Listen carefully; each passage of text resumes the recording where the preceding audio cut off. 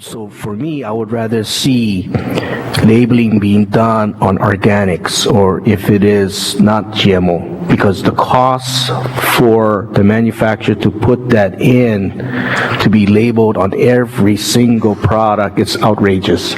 So instead of doing that, we look at the other side where if you are someone who doesn't want GMO, you look at the product and if it says organic, then you buy it.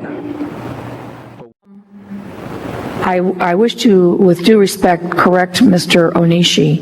There's a difference between growing something organically, which means you're not adding pesticides and you're not adding inorganic fertilizers. That's the difference between an organic and inorganic. You're using only natural fertilizers. You're using no pesticides. You're using natural methods to fertilize and to inhibit the pests that would eat your crop. That's completely different than a GMO, which is genetically modified.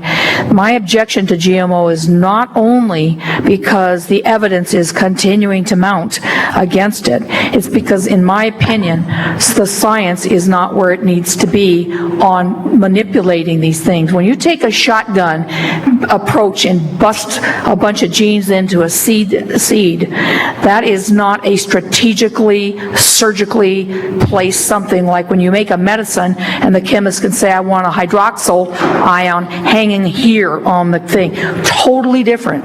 You're talking about something very surgical, very strategic versus something that's basically pellets being shot into the thing and putting genes that God knows where they're going to be located in the DNA structure. And that's what seems to be causing the problem. So I don't support it. I needed to make that clarification between organically grown and GMO, quite different things. Now, regarding GMO, when you print something, if I print this piece of paper and I add 3 letters to it, GMO, does it cost any more? No, it's inconsequential. We all know it's inconsequential. They don't want to do it because they're afraid that what happened in Europe is going to happen here, that people are going to say, it's GMO, I don't want it.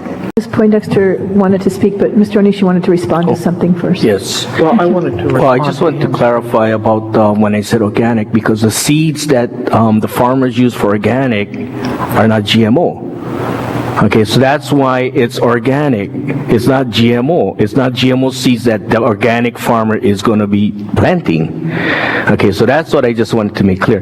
But then also I just want to make clear is that I do not receive any funding from Monsanto, any donations. Thank you.